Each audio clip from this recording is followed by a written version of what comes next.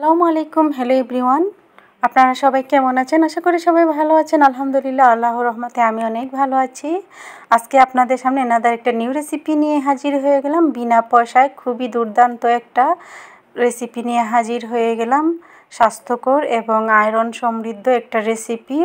তো দেখতেই পাচ্ছেন এখানে আমি কচুর ডাঁটা নিয়েছি। ডাঁটাগুলোকে আমি প্রথমে ছিলে নিয়েছি, তারপর ধুয়ে পরিষ্কার করে একটা প্যানের মধ্যে নিয়ে নিয়েছি। এবার দিয়ে দিলাম এখানে 1 চা চামচ পরিমাণে লবণ। তো লবণটা দিয়ে তারপর এই কচুর ডাঁটার মধ্যে দিয়ে দেব 1 কাপ পরিমাণে পানি। তো পানিটা দিয়ে আমি ঢাকনা দিয়ে ঢেকে এই কচুর ডাঁটাগুলোকে সিদ্ধ করে নেব। তো বিনা পয়সায় কিন্তু এই কচুগুলো আমরা আমাদের বাড়ির আশেপাশে আঙিনায় পাওয়া যায় এই কচুগুলো। তো কচুর ডাঁটাটা যদি আপনারা এইভাবে রান্না করেন দেখবেন খুবই চমৎকার হয়। এই রেসিপিটা খেতে খুবই সুস্বাদু। তো দেখতেই পাচ্ছেন আপনারা আমার কচুর ডাঁটাটা কিন্তু এখন সিদ্ধ হয়ে আসছে, আর অনেকখানি কিন্তু কমে গেছে, দেখতেই পাচ্ছেন সিদ্ধ হয়ে। তো এবার আমি একটা স্ট্রেনারে আমি এই পানিটা ছেঁকে নেব এই কচুর ডাঁটাগুলোকে। তারপর মেইন রান্নায় চলে যাব। কী কী উপকরণ ব্যবহার করছি এই রেসিপিতে, খুবই সুস্বাদু একটা রেসিপি হয়। আর এই কচুর ডাঁটাটা আসলে আয়রন সমৃদ্ধ, আমাদের সবার জন্য কিন্তু খুবই উপকারী, সবার স্বাস্থ্যের জন্য। আর এই তো দিয়ে দিলাম আমি একটা প্যানের মধ্যে রান্নার রেগুলার তেল, সয়াবিন তেল দিয়ে আমি এখানে রসুন কুচি দিয়ে দিয়েছি। তো রসুনটাকে আমি এবার ভেজে নেব। আর এইভাবে যদি আপনারা রান্না করেন দেখবেন ফ্যামিলির সবাই কিন্তু এই রেসিপিটা খুবই পছন্দ করবে। সাথে আপনাদের সবার কিন্তু আয়রনের ঘাটতিটাও পূর্ণ হয়ে যাবে। আর বিনা পয়সায় কিন্তু আমরা এই কচুর ডাঁটাগুলো কিন্তু পেয়ে থাকি। তো দেখতেই পাচ্ছেন আপনারা এখানে দিয়ে দিচ্ছি আমি পেঁয়াজ কুচি। তো বেশ খানিকটা আমি এখানে পেঁয়াজ কুচি দিয়ে দিলাম। রসুনটা যখন একটু হালকা বাদামি কালার চলে আসছিল, তো দিয়ে দিলাম আমি এখানে পেঁয়াজ কুচি। তো পেঁয়াজটাকেও আমি একটু ভেজে নিচ্ছি। খুবই সুস্বাদু হয় অল্প উপকরণ দিয়ে দারুণ স্বাদের এই রেসিপিটা। এবার আমি দিয়ে দেব লবণ। তো লবণটা দিয়ে দিয়েছি আমি।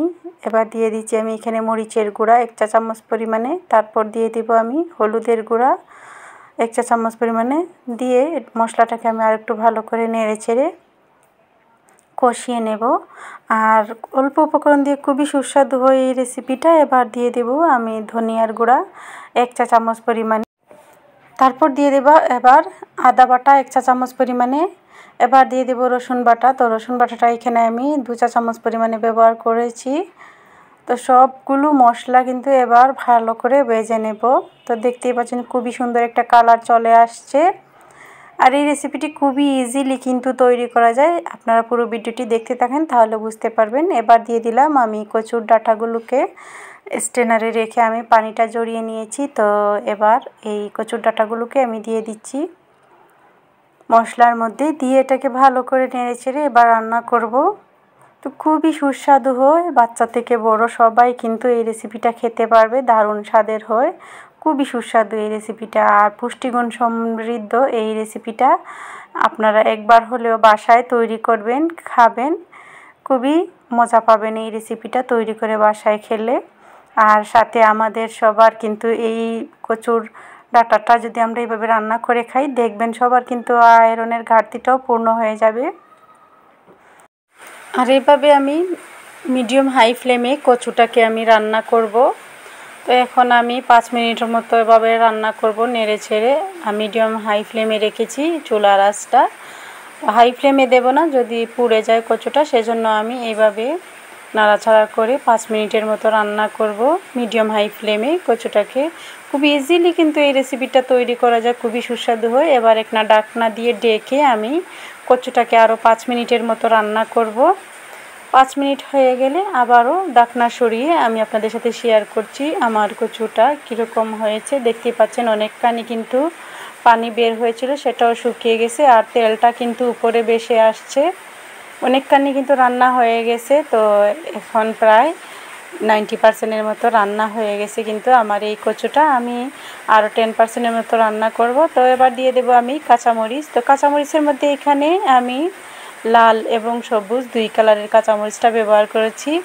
তো লাল কাঁচামরিচ এবং সবুজ কাঁচামরিচটা ব্যবহার করলে দেখতে অনেক সুন্দর লাগে, আর খেতেও কিন্তু দারুণ হয়। আর কাঁচামরিচের ফ্লেভারটা কিন্তু এই কচুর ডাঁটার সাথে দুর্দান্ত লাগে। তো এবার আমি এভাবে নেড়ে চেড়ে দিচ্ছি। আর কাঁচামরিচটা যদি আপনারা মনে করেন আপনারা একটু ঝাল পছন্দ করেন না, তারা আর একটু কম ব্যবহার করতে পারেন। তো আমি এখানে অনেকখানি কচু ছিল, সেজন্য আমি এতটুকু কাঁচামরিচটা ব্যবহার করেছি। আর এই কচুর ডাঁটাটা কিন্তু খুবই সুস্বাদু হয়, মিষ্টি মিষ্টি টাইপের হয়, সেই জন্য বাচ্চারাও কিন্তু খেতে খুবই পছন্দ করবে, ভালোবাসবে। আমার বাচ্চারাও কিন্তু এই কচুর ডাঁটাটা অনেক পছন্দ করেছে। এবার আবারও আমি 5 মিনিটের মতো ঢাকনা দিয়ে ডেকে রেখেছি। তো ঢাকনাটা সরিয়ে দেখতেই পাচ্ছেন কচুটা অনেকখানি কিন্তু শুকনো শুকনো হয়ে গেছে, কমে গেছে। তো এবার দিয়ে দিলাম আমি গরম মশলার গুঁড়া। তো এখানে আমি হাফ চা চামচ পরিমাণে গরম মশলার গুঁড়াটা ব্যবহার করেছি। এবার কচুটাকে আবারও নাড়াচাড়া করে দিচ্ছি। তো দেখতেই পাচ্ছেন অনেকটা কিন্তু সফট হয়ে আসছে আর তেলটাও উপরে বেশি আসছে। এ পর্যায়ে আমার রান্নাটা প্রায় হয়ে আসছে। তো এবারও আমি আরও 2 মিনিটের মতো এভাবে নেড়েচেড়ে রান্না করব। তো খুবই সুস্বাদু হয়। আর এই কচুর ডাঁটাটা আসলে ট্রাস্ট মি, আপনারা একবারও যদি বাসায় ট্রাই করেন, রান্না করেন, এটা খেয়ে অবশ্যই আমাকে কমেন্টের মাধ্যমে বলতে হবে। এই রেসিপিটা আসলে খুবই সুস্বাদু হয়। আর এই রেসিপিটি যদি আপনাদের দুপুরে অথবা রাতে খাবারের সাথে রাখেন, মাছ মাংসের কোনো কিছুরই কিন্তু প্রয়োজন হবে না, এই রেসিপিটা দিয়েই কিন্তু আপনারা খেতে পারবেন। খুবই সুস্বাদু হয়। সবাই ভালো থাকেন, সুস্থ থাকেন। আল্লাহ হাফিজ। আসসালামু আলাইকুম।